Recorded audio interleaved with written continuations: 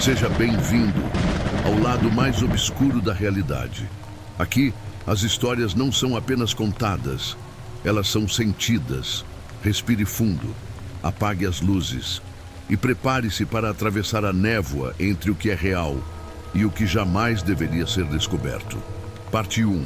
A assinatura em sangue. Antônio Wagner não nasceu rico, mas o dinheiro encontrou nele o lugar perfeito para se esconder.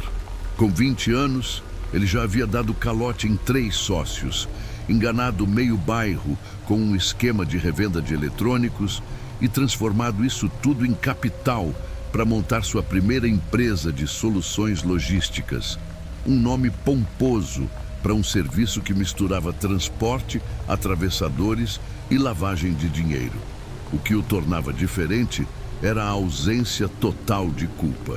Ele não fingia empatia, não sorria por educação e, quando não gostava de alguém, fazia questão de destruir, sem escândalo, sem sujar as próprias mãos. Tudo através de documentos, alianças e chantagem. Na década de 2010, já era um nome temido no mercado. Seus funcionários diziam que ele não piscava, que passava horas olhando para a tela do computador, digitando contratos como se cada linha fosse uma maldição escrita em latim. Seu lema era simples: quem chora, perde. Quem hesita, morre. E ele fazia isso parecer verdade. Atravessou famílias, destruiu pequenos comércios, arruinou os planos de dezenas de microempreendedores, mas tudo legalizado, como ele mesmo dizia. Um dos casos mais sórdidos foi com um homem chamado Murilo Pires. Murilo era dono de uma fábrica de insumos médicos na zona leste de SP. Trabalhava há mais de 20 anos no ramo, sem grandes luxos, mas respeitado pela comunidade. Antônio apareceu como um anjo investidor. Prometeu injetar capital, ampliar a produção e levar a fábrica para outro patamar. Fecharam a parceria num almoço em Moema. Abraços, fotos, contratos assinados, mas no papel havia um parágrafo sorrateiro. Um artigo que dava direito a Antônio de exigir recompra das ações em caso de quebra de expectativa de lucro. 2 meses depois, Antônio processou Murilo por essa tal quebra. Usou gráficos manipulados, testemunhas pagas e uma juíza que já tinha recebido contribuições em outras causas. Ganhou a causa e tomou a fábrica por simbólicos R$1. Murilo perdeu tudo. A esposa adoeceu.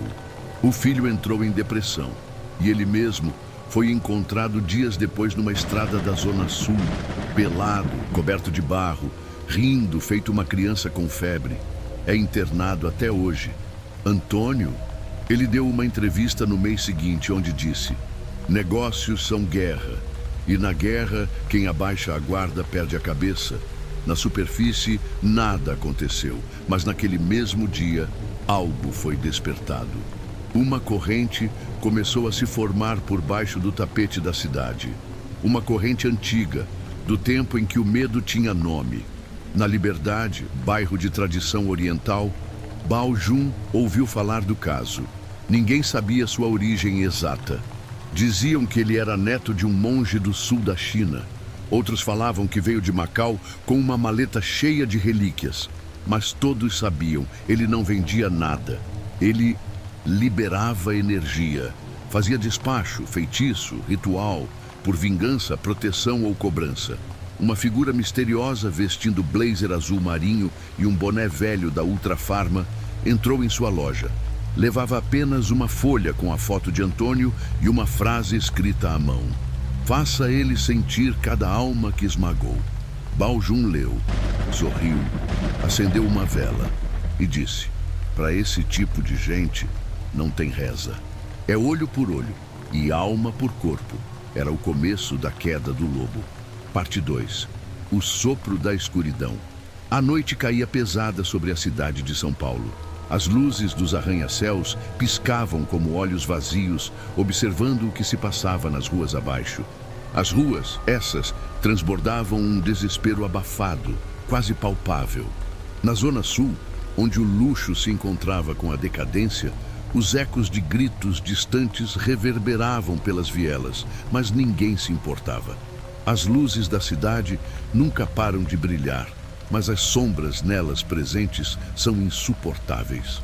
Luiz Fernando, empresário de grande porte, sentia-se invencível. Cada novo contrato que fechava, cada novo arranjo financeiro que fazia, o tornava mais poderoso, mais orgulhoso, mais irreversível. Ele acreditava que nada poderia abalar sua ascensão, até que chegou o momento em que uma antiga dívida, que ele nem lembrava mais de onde vinha, finalmente teve de ser paga. A conta estava cobrada e seus pecados começaram a voltar em forma de uma maldição silenciosa. Ele não via isso, claro. Estava em sua zona de conforto. Estava, como sempre, cercado por um mundo de falsos amigos, advogados e seguranças armados. Pessoas que faziam tudo por dinheiro, inclusive fechar os olhos para os atos mais impensáveis. Luiz Fernando era um homem que tinha o poder de destruir vidas com um simples movimento de seus dedos. E era isso que ele fazia. Aproveitava-se da fragilidade dos outros para manter sua grandeza. Mas como um câncer invisível que cresce de dentro para fora, seu império começava a rachar. Seu nome estava associado a muitos, mas ninguém sabia o quanto ele estava sendo odiado nas sombras. Ninguém sabia o quanto ele tinha causado sofrimento por trás de portas fechadas. Certa noite, em um bar escuro nos arredores do bairro do Brás, uma reunião secreta acontecia. Um homem de aparência simples, mas com os olhos penetrantes, sentado no fundo da sala. Ele era conhecido apenas como Deng, um homem que comandava uma das facções mais brutais de São Paulo. O encontro era arranjado por um nome que Luiz Fernando nunca imaginaria ser sua ruína: Rafael Costa, um ex-empresário que tinha sido destruído por suas mãos. Rafael, agora perdido entre o medo e a vingança, tinha um plano. Ele sabia que Luiz Fernando estava envolvido em transações ilegais com grupos internacionais, envolvimento com o tráfico e até mesmo rituais obscuros que ele nunca imaginou serem reais até que começassem a atingir sua própria família. Mas o homem tinha medo da verdade. Não se importava mais com as consequências, porque seu ódio agora era uma força irresistível. Ele queria vingança e estava disposto a pagar o preço por ela. Eu quero que ele sinta o que é ser completamente despojado de tudo, Rafael havia dito, com uma frieza que parecia ter vindo das profundezas do inferno. Deng ouviu em silêncio, seus dedos arrastando o copo de rum pela mesa. Ele sabia o que estava em jogo. E para ele, a vida de Luiz Fernando valia pouco mais do que um jogo sujo de interesses. Ele sabia como fazer esse tipo de serviço. Como nunca antes, o destino de Luiz Fernando estava sendo traçado nas sombras de São Paulo, onde ninguém jamais ousaria ir, mas onde todos estavam eventualmente destinados a ir. Durante a madrugada, Luiz Fernando recebeu a visita que ele nunca esperaria. Sua casa, uma mansão nas cercanias do Morumbi, foi invadida sem que ninguém sequer ouvisse. O céu estava limpo, a lua cheia iluminava a cidade com uma luz prateada. Mas ali, dentro da casa, o caos estava prestes a começar. Quando ele acordou, viu o rosto de Deng refletido na luz fria da lua. Seus olhos estavam fixos em Luiz Fernando com um brilho gélido, como se ele já soubesse que o jogo havia começado.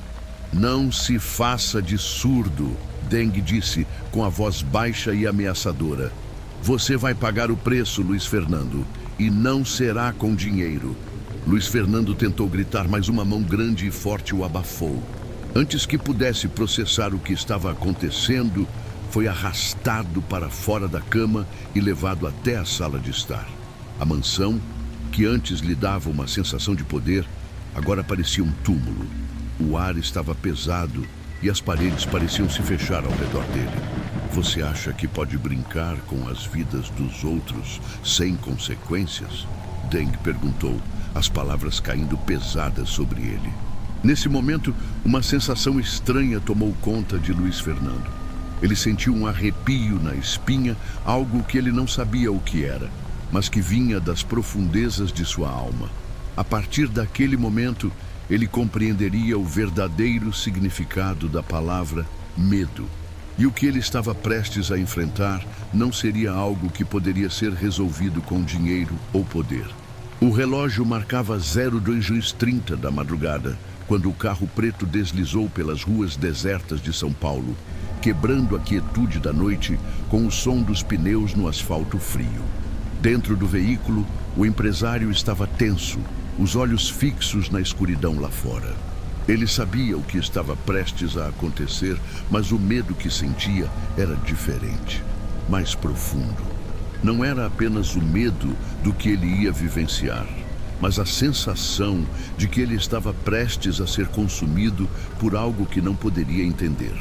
Aquela situação, que começou com um simples desentendimento, havia escalado para algo muito maior, algo que ele não conseguia mais controlar. A vingança contra ele já estava em andamento há semanas, e agora ele sentia como se estivesse apenas aguardando o momento de ser arrastado para a escuridão. Ele já havia tentado escapar de todas as formas possíveis. Usou dinheiro, conexões, tudo o que conhecia. Mas os últimos dias o haviam mostrado que havia forças muito mais poderosas operando na sombra.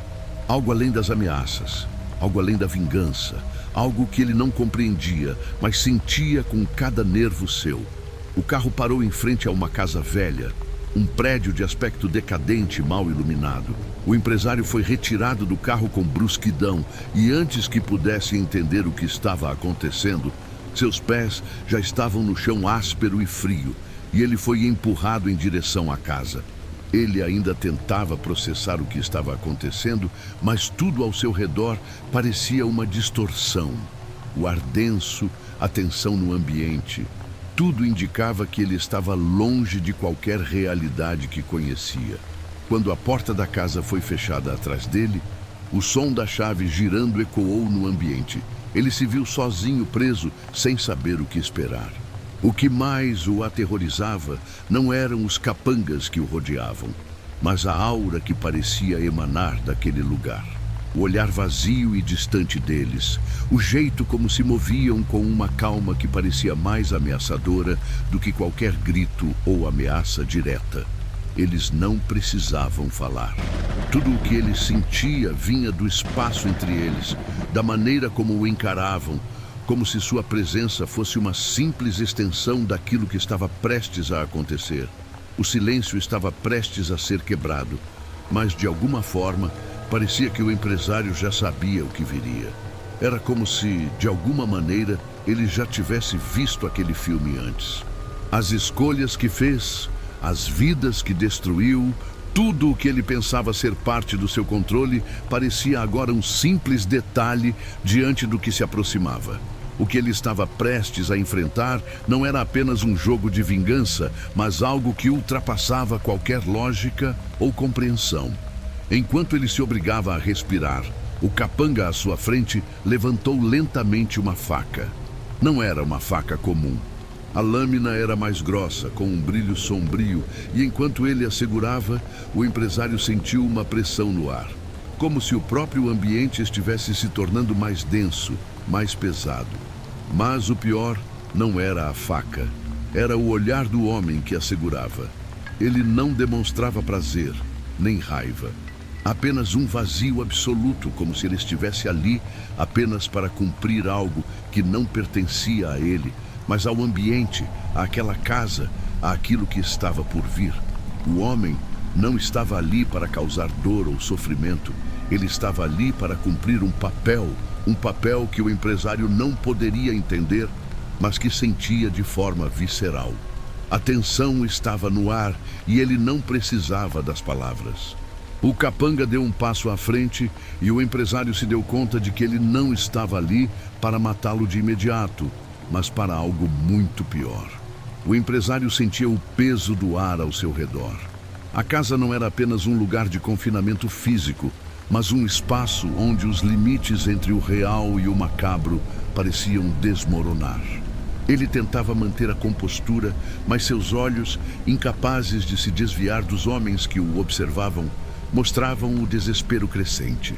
Aqueles olhos eram vazios, não expressavam nada além de um abismo imenso, um vazio absoluto. Foi então que ele entrou, o chinês. Ele não parecia com os outros. Algo nele parecia se distorcer quando ele entrou na sala, como se a própria luz evitasse tocá-lo. Ele não fazia barulho ao caminhar, os passos eram suaves, mas quando olhava para o empresário, o efeito era devastador. Aquele olhar, ele não olhava para o empresário como alguém que sente prazer ou raiva. Não havia emoção humana ali. Era um olhar que penetrava no fundo de sua alma, como se soubesse tudo sobre ele, cada erro, cada falha, cada miséria que ele havia causado. Mas não era só o olhar, era a presença, como se o próprio ambiente se curvasse diante dele. O ar estava mais denso, mais pesado, e o empresário sentiu um calafrio, como se algo estivesse se aproximando, algo muito pior do que ele jamais imaginou ser possível. Ele não sabia exatamente o que o chinês representava, mas sentia que ele não estava ali apenas para torturá-lo. Ele estava ali para destruí-lo. E a maneira como fazia isso não era por meio de um sofrimento imediato, mas de uma corrosão lenta, algo que o dilacerava aos poucos, como uma escuridão invisível que engolia sua essência. O chinês, com calma, pegou uma faca pequena e a girou entre seus dedos. Não era uma faca comum. Ela tinha algo de estranho, de obscuro. A lâmina não refletia a luz como deveria, e o empresário sentiu o estômago revirar quando percebeu que algo estava muito errado com aquilo. Era como se a faca estivesse em sintonia com o próprio ambiente, como se tivesse o poder de cortar mais do que carne. Ele se deu conta de que, a qualquer momento, aquela lâmina poderia cortar a única coisa que ele ainda tentava proteger: sua dignidade. "Você sabe por que está aqui?", disse o chinês, e a voz dele não era grave nem alta. Era uma voz que fazia o empresário sentir a própria garganta apertar. Era calma, mas carregada de algo que não podia entender, algo que ele temia profundamente. O chinês não aguardou a resposta. Ele se aproximou lentamente, cada movimento exalando uma tranquilidade que só fazia aumentar o medo do empresário. O silêncio na sala se tornou ensurdecedor. Ele sentiu um peso no peito, como se as palavras não fossem necessárias. O homem não queria respostas. Ele queria algo bem pior. O capanga ao lado do chinês, um homem alto e musculoso, foi até o fundo da sala e voltou com uma caixa pequena. Ele a entregou ao chinês, que abriu com uma calma absurda, como se estivesse lidando com algo muito trivial. Dentro da caixa havia uma galinha, um animal aparentemente inocente, mas que, naquele contexto, representava algo muito diferente. O empresário tentou respirar fundo, mas sua mente estava em parafuso. Ele não entendia, não fazia sentido. O chinês olhou para o animal com um brilho estranho nos olhos. Ele não o tocou de imediato. Olhou para o empresário, um sorriso frio se formando em seus lábios.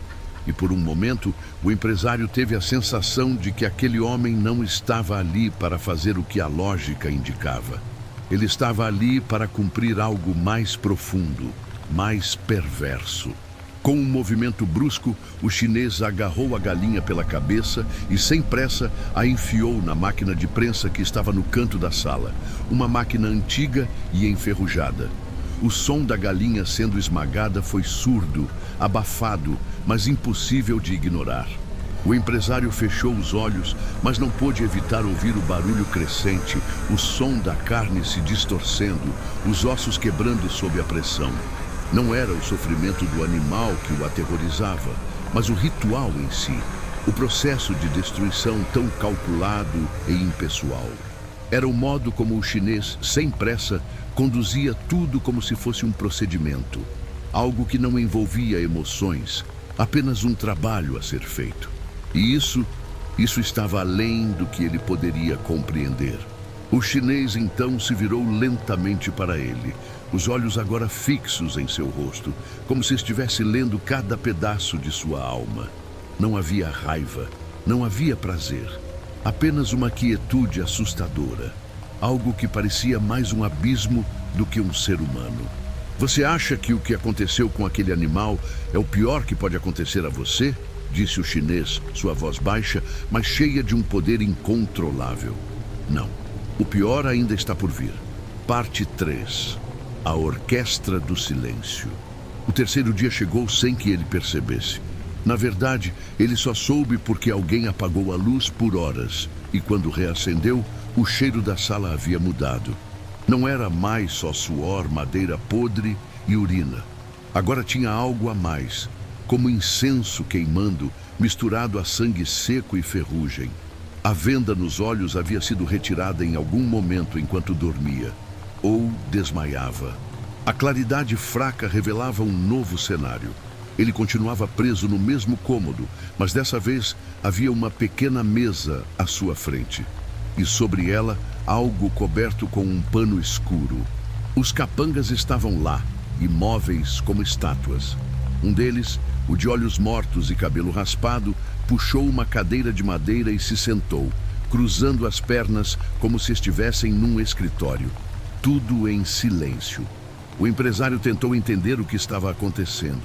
Já não sentia as mãos direito e havia um zumbido constante nos ouvidos. Queria falar, mas a garganta estava seca demais. A única coisa que conseguiu foi um sussurro, quase um gemido. O chinês chegou minutos depois, com o mesmo casaco longo, os mesmos passos arrastados. Mas dessa vez ele carregava algo. Um pequeno rádio antigo, com acabamento dourado corroído pelo tempo. Colocou o rádio sobre a mesa, ao lado do pano escuro, e ligou. Uma música instrumental suave começou a sair das caixas. Era uma melodia tradicional, provavelmente chinesa, feita com flautas e cordas. Era linda, mas perturbadora, como se cada nota tivesse algo errado, como se tocassem fora do tempo propositalmente e mesmo assim se encaixassem. O empresário fechou os olhos por um instante. A música o deixava tonto, quase como se flutuasse, e então ele perguntou com a voz rouca: "O que vocês querem de mim?" Silêncio. O chinês puxou o pano e revelou o que estava embaixo. Uma boneca, mas não qualquer boneca. Era feita à mão, com tecido grosso de saco de farinha, olhos de botão, boca costurada com linha vermelha e amarrado ao pescoço um bilhete. "Antes de você, muitos caíram, mas nenhum foi como você." O empresário engoliu seco. Aquilo era um aviso? Uma praga? O chinês respondeu à dúvida que ele nem tinha verbalizado. Essa boneca foi feita por uma mulher, minutos antes de morrer.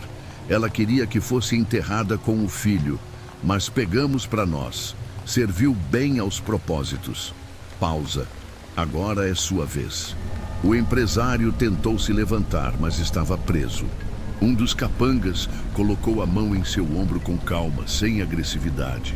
Apenas para lembrar que ele não tinha escolha. O chinês deu 2 passos à frente. A voz dele era quase um sussurro.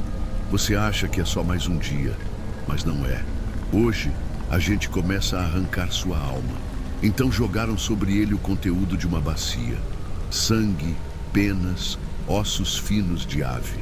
Ele gritou. O cheiro era insuportável, como se a morte tivesse sido liquefeita ali dentro. O rádio trocou de faixa. A música cessou. Agora, uma nova gravação tomava conta do ambiente. Porcos sentem quando vão morrer. Emitem um som que só outros porcos ouvem. Fizemos o teste. Nenhum chiqueiro foi o mesmo depois. A voz era de mulher, jovem, quase carinhosa, como se contasse uma receita de bolo. Mas descrevia experiências horríveis.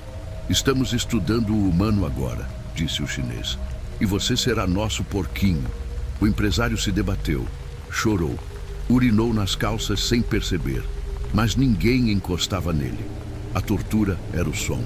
Gravações reais, vozes reais, vítimas de suas decisões, clientes arruinados, famílias destruídas.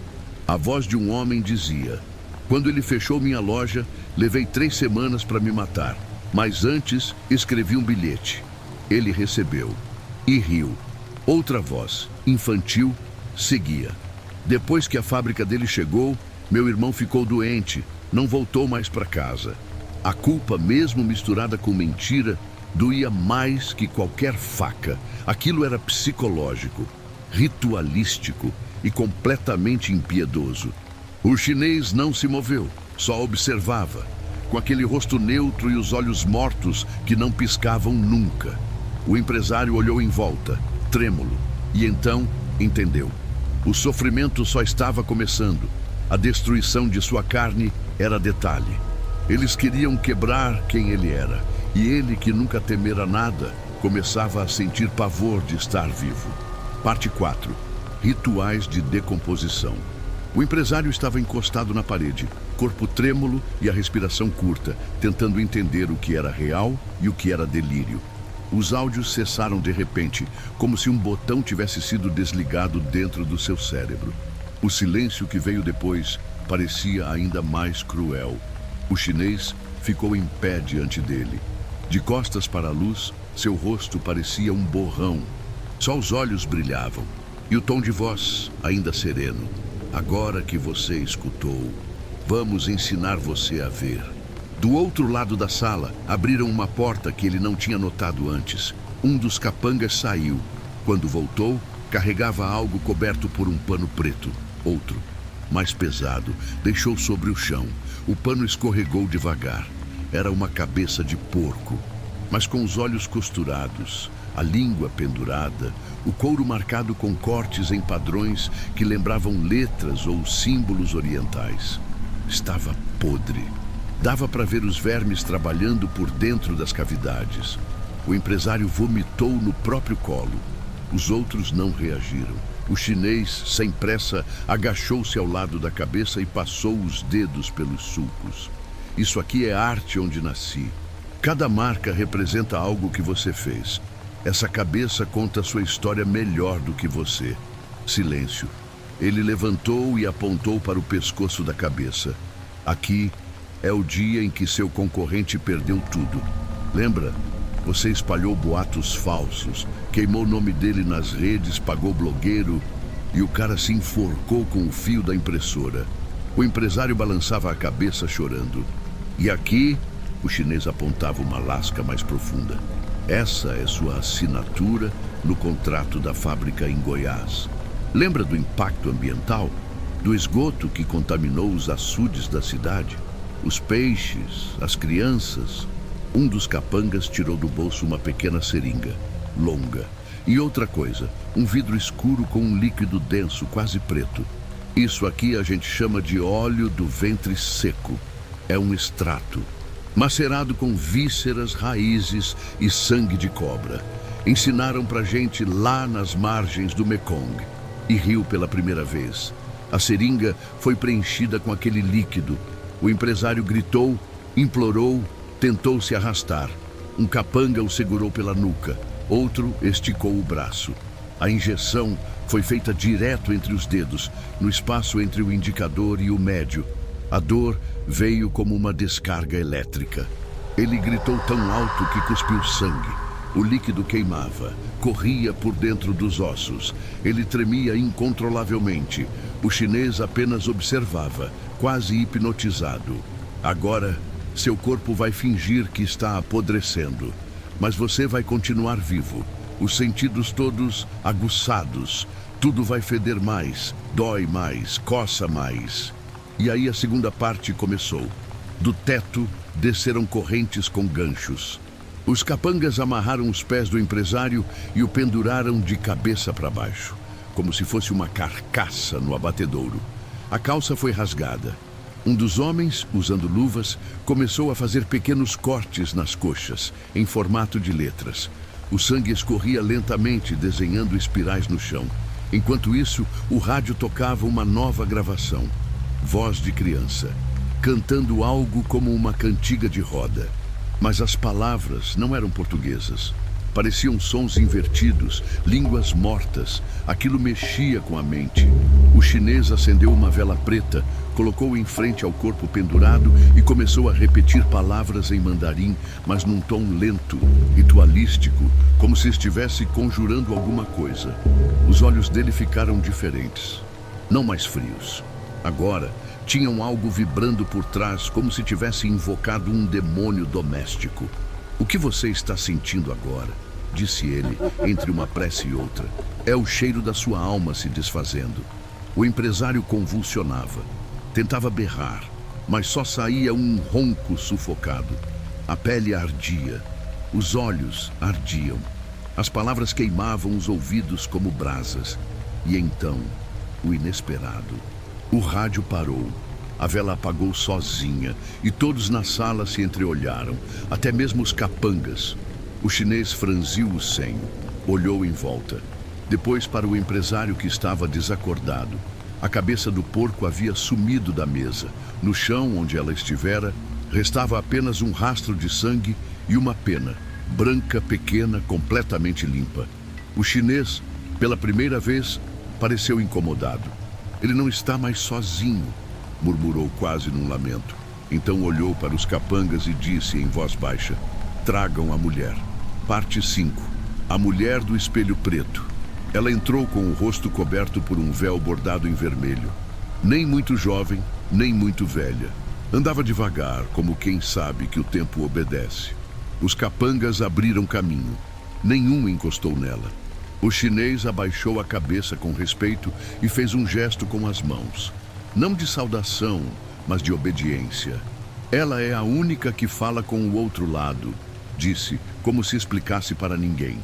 E hoje, o outro lado respondeu. A mulher não disse palavra.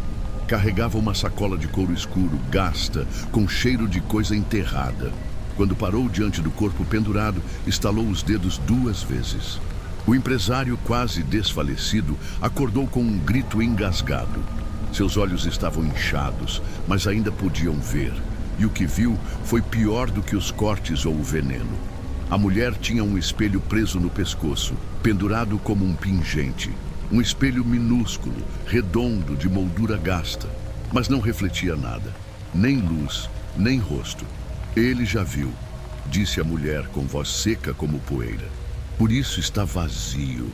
Ela ajoelhou-se ao lado do empresário, tirou algo da sacola, um pano velho, trançado com fios de cabelo humano. Cobriu com ele o rosto do homem e começou a murmurar. Não era português nem chinês. Era outra coisa. Algo com vogais prolongadas, como canto de fúria submersa. A sala pareceu mudar de peso. O ar ficou denso, úmido. O cheiro de podridão se intensificou.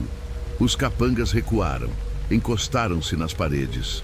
O chinês ficou observando com os punhos cerrados. De repente, o corpo do empresário tremeu todo, como se algo tivesse entrado nele pela espinha.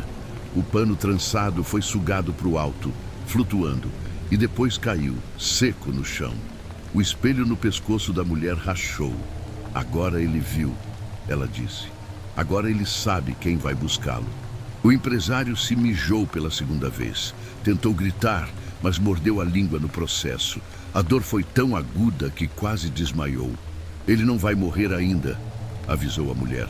"Vai viver até entender o valor da vida alheia. Só depois." Ela então se levantou. Abriu a sacola novamente. De lá, tirou um vidro pequeno com algo flutuando dentro. Um olho humano. Esse olho é de alguém que ele esqueceu. Alguém que ele enterrou com as decisões dele. Ele vai sonhar com essa pessoa toda noite. Ela virá do espelho e vai perguntar: "Por quê?" O chinês assentiu. Era o sinal. Os capangas cortaram as cordas. O corpo do empresário caiu como trapo no chão. Não reagia mais, mas estava vivo, respirando curto, o olhar vazio. A mulher se virou e foi embora. Passou pela porta como uma brisa morta. Os passos não faziam som. O chinês ficou mais um tempo parado, olhando para o empresário no chão. Depois, com calma, ajoelhou-se ao lado dele e falou quase num sussurro: "Lembra o que eu te disse? Isso aqui não é sobre dinheiro, é sobre equilíbrio. Você desequilibrou demais e agora vai pagar com consciência."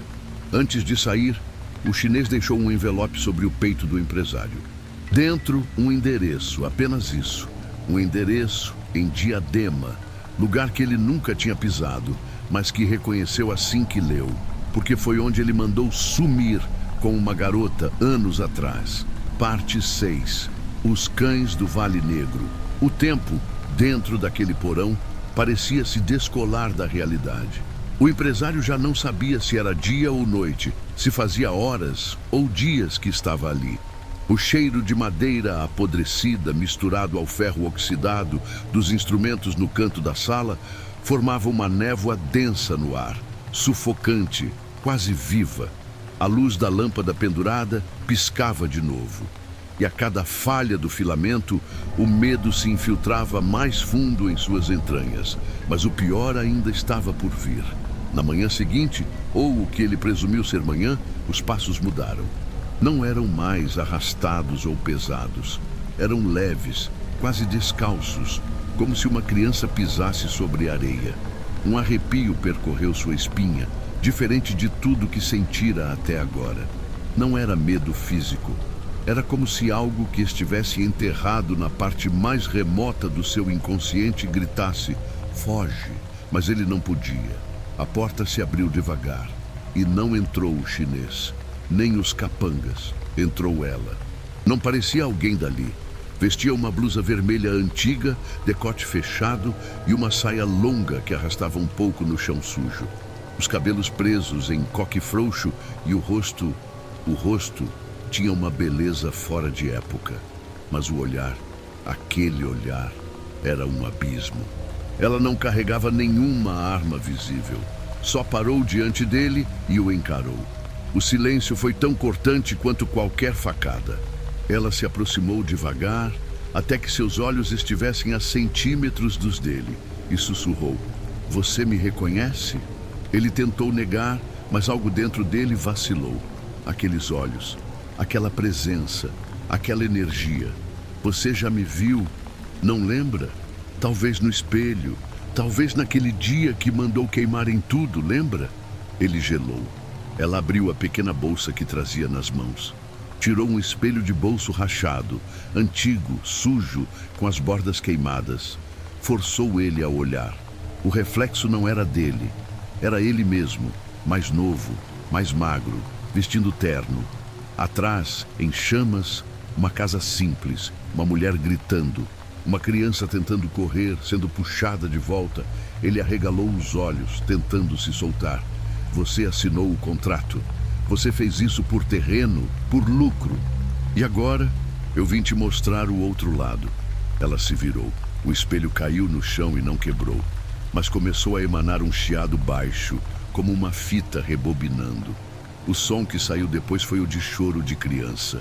Longo, agudo, dolorido. "Não é para te machucar", ela disse. "É para te lembrar, porque só quando você sente é que pode pagar de verdade." Ele tentou gritar, mas a garganta travou. Ela saiu. A luz apagou. Horas depois, ou dias, o chinês voltou, mas algo estava diferente nele também. O olhar agora era de respeito, de receio. O empresário tremia sem entender por quê. O chinês não falou nada. Apenas colocou diante dele uma bandeja com arroz, carne e um coração de galinha ainda sangrando. "Ela pediu para te alimentar bem. Disse que hoje é dia de colheita." O empresário empurrou a bandeja, quase vomitando. "Você vai precisar de forças, meu amigo", disse o chinês. "Porque o que vem agora não é só dor, é revelação. Se quiser, já continuo com a parte 5.1, onde a verdade sobre quem ele é, quem ela é e o que realmente aconteceu no passado começa a ser escancarada. E a virada, essa vai te fazer dizer: agora sim, o inferno chegou. Quer que eu mande?" Ele não comeu, mas também não dormiu.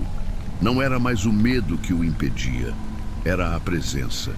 Desde que a mulher aparecera, algo dentro daquele porão parecia se mover mesmo sem som. A madeira estalava devagar, os pregos rangiam sozinhos, como se o tempo estivesse apodrecendo as coisas diante dele. Não havia mais dor física. Ela fora substituída por algo muito mais eficiente: memória. Os sons que vinham do espelho voltaram. Não era mais só choro. Agora vozes. Uma delas era a sua. Derruba, toca fogo, esse terreno vai virar um hotel. E os moradores? Você quer continuar ganhando ou quer virar estatística de pobre? Ele dizia isso. Ele. As vozes se misturavam com sons de labaredas, de vidro estourando, de uma mulher tossindo, engasgando com fumaça. Era como se o próprio inferno estivesse reproduzindo seu passado, cena por cena, sem cortar os bastidores. Até que ela voltou, mesma roupa, mesmo olhar, mas algo nos olhos dela mudara. Estavam mais escuros, como se estivessem carregando todos os gritos que ele tentou enterrar ao longo da vida. Hoje você vai andar. Ela abriu os grilhões dos tornozelos dele. O empresário, fraco, trêmulo, quase caiu, mas se apoiou na parede úmida. Foi levado escada acima. Corredores tortuosos, paredes de pedra antiga, corredores cheios de estátuas velhas, anjos deformados, santos sem olhos, figuras religiosas que pareciam saídas de um pesadelo barroco. Onde estamos? Ele balbuciou. O chinês surgiu do nada. Isso aqui era um mosteiro, século XIX. Padres jesuítas. Mas sumiram todos. Dizem que escavaram fundo demais. Fundo, a mulher respondeu. Abaixo da fé só tem verdade. E a verdade é mais suja do que você imagina. Pararam diante de uma porta dupla de madeira escura. Na frente, um símbolo riscado com sangue seco. Um círculo entrelaçado com ossos e serpentes. Reconhece isso? Ela perguntou. Ele engasgou. Era o mesmo símbolo que mandara pintar na parede do seu antigo escritório anos atrás. Achou bonito, exótico, um toque de requinte. Nem sabia o que significava. Mas alguém, uma decoradora, havia dito que era usado em rituais de prosperidade chinesa. Era mentira. Aquilo era uma invocação. A porta se abriu. Dentro, velas negras. No centro, um espelho antigo, grande, ovalado, preso numa moldura de ossos humanos. Chegamos, senhor empresário, o chinês disse. Agora é hora de você entender quem você realmente é.